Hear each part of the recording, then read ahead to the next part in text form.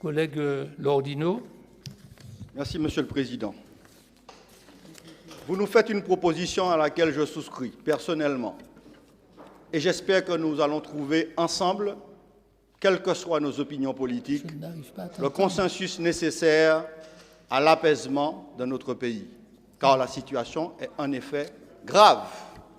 Et je ne chercherai ni bouc émissaire, ni à mettre sur le dos de gouvernement quelconque la situation économique et sociale dans laquelle nous vivons. En refusant d'intégrer le drapeau rouge-vert-noir dans un simulacre de consultation pour le choix du drapeau, vous avez offert un emblème de ralliement aux africanistes. Les africanistes se sont appropriés le drapeau rouge-vert-noir. Les africanistes sont les partisans de l'afrocentrisme qu'ils opposent à l'eurocentrisme. Comme les suprémacistes blancs, les africanistes qui vivent chez nous sont des adeptes de la hiérarchie des races. Ils proposent de mettre à la place de la race blanche au sommet ce qui serait une prétendue race noire. Dans un discours ici sous les huées d'un certain nombre de gens, le 18 décembre 2012, je me permets de rappeler un des éléments de ce discours. Le danger qui guette notre pays, c'est l'ethnocentrisme et la hiérarchisation. Cette phrase, je l'ai prononcée ici le 18 décembre 2015. Cette dérive idéologique, parce que c'est de la politique, c'est de la politique. Cette dérive idéologique sert des intérêts politiciens et électoraux. Il y a des politiciens qui encouragent cette dérive. Et donner l'exemple, c'est appliquer la loi. C'est appliquer le vote majoritaire de l'Assemblée. C'est ça, donner l'exemple pour que les jeunes puissent respecter eux aussi la loi. Donc, lorsque, ici même, il y a un refus d'exécuter une délibération, je considère que ce n'est pas la démocratie. Et je vous invite, comme apparemment semble le dire le président de l'Assemblée, à éviter le discours de haine, notamment contre nos compatriotes de la communauté béké. Les africanistes ne s'y sont pas trompés. Ils falsifient l'histoire. Ils virtualisent l'Afrique. Ils confondent histoire et mémoire. Et je le dis ici, l'histoire, ce n'est pas une telenovela sur Netflix, encore moins un jeu vidéo sur Internet. Le maire de Fort-de-France enchaîné, c'est tout un symbole. C'est tout un symbole. Ce ne sont pas des Blancs qui ont enchaîné le maire de Fort-de-France.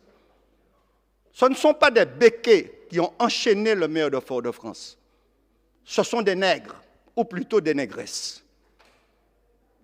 Ce sont les nègres du royaume d'Abomey, ex-Dahomey, qui faisaient les razzias au-delà de leurs frontières pour capturer les nègres Yoruba qui étaient vendus comme esclaves aux marchands européens. Voilà le souvenir que cela m'a rappelé en regardant sur les vidéos et sur les réseaux ce spectacle lamentable, indécent du maire de Fort-de-France enchaîné. Wole Soyinka, prix Nobel de littérature africain, a écrit « Sans la collaboration et la participation active des rois et des chefs africains, la traite des esclaves n'aurait pu être alimentée. Sans leur collaboration et au contraire, avec l'engagement dû à la protection de leurs semblables, le commerce des esclaves aurait été tari à sa source. » Wole Soyinka, un des plus grands intellectuels africains.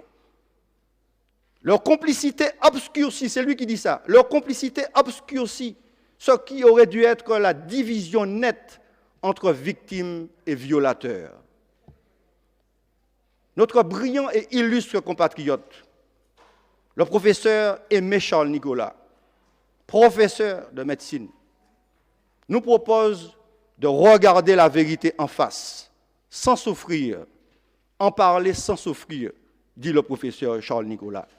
Pour lui, des symptômes psychiatriques tels que les addictions aux drogues et à l'alcool, les conduites asociales et antisociales, les comportements violents traduisent une détresse individuelle et sociale qui exprime les formes d'incarnation de la misère humaine et qui donc ne peut être séparée de la violence politique et économique qui la génère. La fin de la phrase, elle est du grand, de l'immense Frantz Fanon, celui-là même qui a dit « Il n'y a pas de mission nègre, il n'y a pas de fardeau blanc ». Le rôle du politique, ce n'est pas d'attiser la haine et le ressentiment qui débouchent sur des comportements violents, mais d'agir avec lucidité et détermination en faveur de la réconciliation et de l'amour. Exécuter la délibération de Séguineau, c'est sortir de conflits qui n'a que trop duré, c'est alimenter en eau potable des Martiniquais trop fréquemment privés d'eau, c'est agir pour éviter le pire, pour éviter qu'une fraction de Martiniquais vienne s'opposer à une fraction d'autres Martiniquais, c'est-à-dire la communauté béké.